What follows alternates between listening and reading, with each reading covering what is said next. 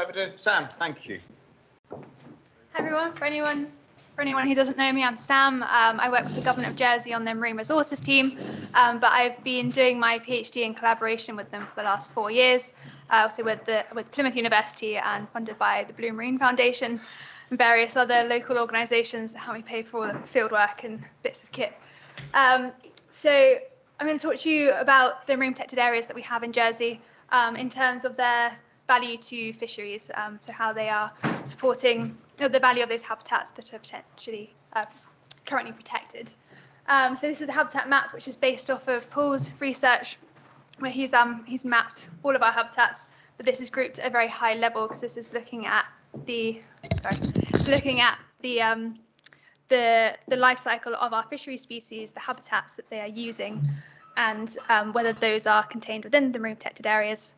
But because the literature is quite sparse for certain species, those habitats have to be grouped at quite a high level so that we can have the life cycle information for those habitats. So potentially for habitats like coarse sediments, that could have a range of different sediments within it. And there's probably only certain ones within those classes that a species might be using, but that information currently isn't available. So that's a really good point to start gathering that data, or if anyone knows anything that isn't included in here, you're like, oh, I know that species uses this for this particular part of their life cycle, please let me know. I'm sure there's a lot of expert knowledge in the room.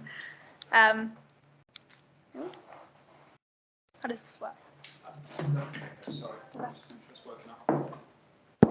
Just that one there should be. There we go. Sorry, not pointing slightly over there. That's okay. Okay. So just to give you background on our marine protected areas, we have 6.5% of our territorial waters protected from mobile gear. So they are marine protected areas that are formed from a spatial fishing closure, and that protects the habitats from abrasion from those gears. And the main point about these is they're whole site, so it's all the habitats within the marine protected area that is protected. So they're not feature based like a lot of them in the UK.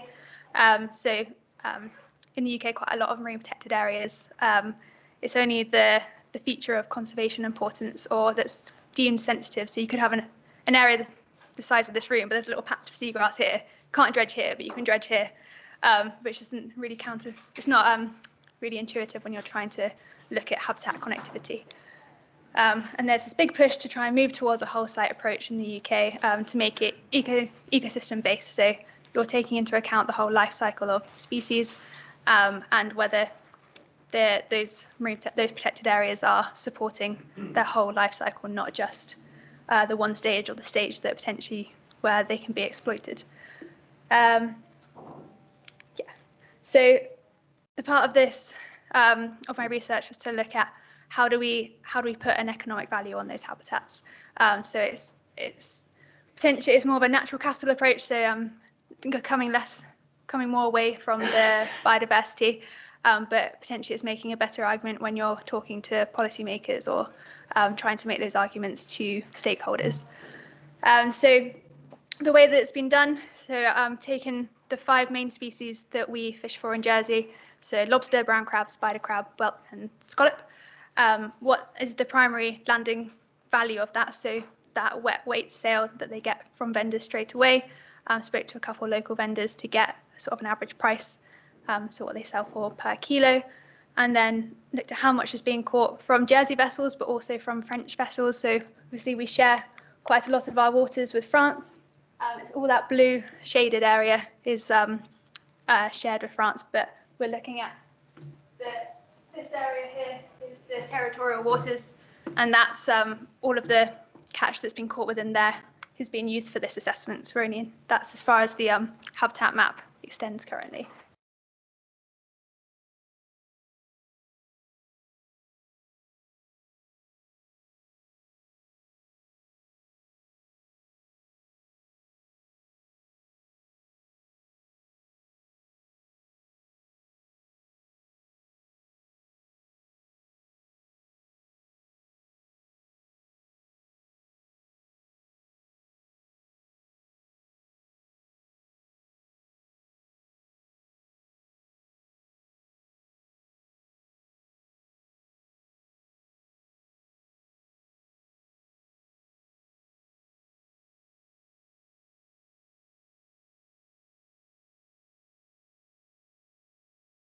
have of each of those habitats within the marine protected areas.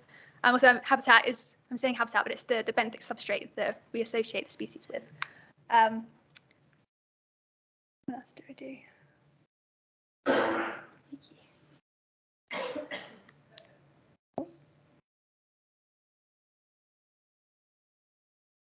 Perfect. Oh, last one just before. Thank you. Yeah. Yeah, that's basically it. So these are the initial results. So this is all published in a paper as well. So I forgot to put the link on here, but I can add it. So that shows the how much of the landings we were getting for each of those species, and then that's the value for each one split for Jersey and France. So you can see that we're relying on different species to a different amount. France are targeting different species to us, and they're less. So we're really reliant on lobster, whereas theirs is split across scallop, spider crab, and whelk. So it's different, sort of potentially different boats, different tactics. Also, so this is 2015 to 2018 data. So this gives a snapshot for that time, but this can always be updated to look at current values. So at the time, the dredged versus dived was very skewed towards dredged value, but actually that's more half and half now. The dive fleet is getting almost as many scallops as the dredged, but there's a lot more dive boats. So this is the literature review. So the habitat associations is all just based on the best available literature at the time. And so N is for if they're using it for a nursery, F is for foraging, and S is for spawning. There's potentially another one that could be added in for migration. We know that brown crab migrate deeper, or they go west, they go against the current before they spawn. So if they're leaving our waters to go into deeper waters, that's when they're crossing that habitat, that's when they're potentially vulnerable to fishing pressure.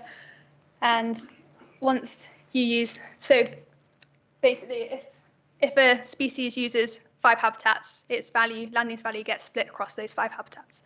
If it only uses 2 habitats, and it gets split across 2. So the less habitats it uses, the more of their value is tied into smaller spaces. And so this is a slightly horrendous graph, but it shows all the information in one go. So for each fishery, along the bottom, we've got split for each species. And along the top is the different habitats. We've got intertidal sand and rock areas, meal beds, seagrass, hard substrates, and soft substrates. So obviously that is quite a broad grouping, and these last two, that could be split far more. With more information, that can be improved. And again, split for Jersey and French, and then further split. So the hatching shows how much of that area is protected within a marine protected area currently in Jersey waters. And you can see that actually it's subtidal soft substrates that have the most value associated with them, because all of the species are using that habitat. So if you're looking at it from a biodiversity perspective, you would normally say that seagrass and marl are going to be the winners. But in terms of fisheries values, coarse sediment is probably the one that's supporting them across the board, but that's actually the one that's least protected. So we have about 3% of coarse sediments protected, subtidal soft substrates protected within our marine protected areas, whereas seagrass, almost all of it is protected, which is protected for other reasons. So it makes that argument as to why economically it's important to have as many of those habitats and enough representation of each of those habitats to be supporting your fisheries across the board. So it makes the argument for the ecosystem-based approach, which is great. So I was hoping we'd get results like that. And yes, the management implications is just to be improving those, expanding marine protected areas so that we're encompassing more of those habitats, there's connectivity between the life stages, and then also for the ones in the UK that are feature-based at the moment, their potential to support fisheries is not maximised currently. And that's it. Well done. Sorry, how much?